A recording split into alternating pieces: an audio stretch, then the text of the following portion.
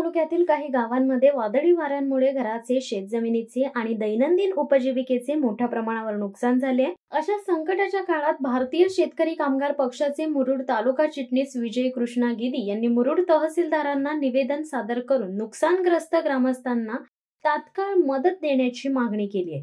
25-26 मे 2025 रोजी झालेल्या नैसर्गिक आपत्तीत अनेक घरांची छपरे उडाली, घरांचे मोठ्या प्रमाणावर नुकसान झाले, घरामध्ये पाणी शिरल्याने संसार उद्ध्वस्त झालेत।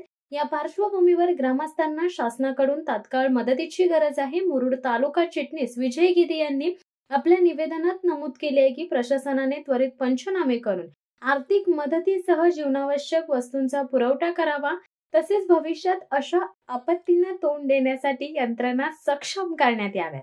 शेतकरी कामगार पक्षाने नेहमीच जनतेच्या हक्कासाठी आवाज उठवलाय।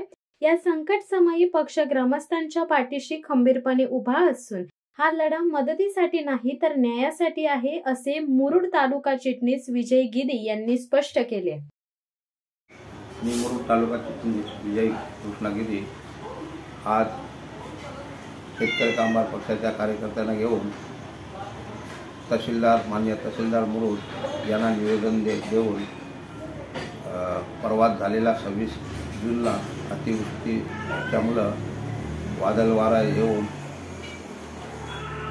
पाऊस जोरात झाला, त्यामुळं घरामध्ये पाणी घुसलं आणि लोकांचे वाताहत झाले आणि त्या घरामध्ये पाऊस घुसून अन्नधान्याचे नासधूस झाले आणि त्याचप्रमाणे अतिवाऱ्यामुळे काही घरांचे पत्रे कौले सुद्धा उडाले आहेत। याची मागणी आम्ही माननीय तहसीलदार साहेबांना निवेदन करून शासनाकडून मदत तात्काळ मिळावी म्हणून मागणी केलेली आहे। त्याचप्रमाणे मच्छीमारी 1 जूनला बंद होते, पण गेले 7 मे पासूनच पावसाला सुरुवात झाली, वादळ वाऱ्याला सुरुवात झाली, त्याच्यात मच्छीमारांचं सुद्धा अतोनात नुकसान झालेलं आहे। त्याचे सुद्धा मच्छीमारांना योग्य तो मोबदला मिळावा। आत्ताच शासनाने कृषी दर्जा मच्छीमारांना सुद्धा दिलेला आहे, त्याप्रमाणे सर्व शेतकऱ्यांचे व मच्छीमारांचे योग्य ते माननीय तहसीलदार यांनी स्वतः जातीने लक्ष घालून पंचनामे करून शासनाकडून जास्तीत जास्त मदत मिळवून द्यावी अशी विनंती केलेली आहे। शिवसत्ता टाइम्ससाठी अमोल कुमार जैन, अलिबाग।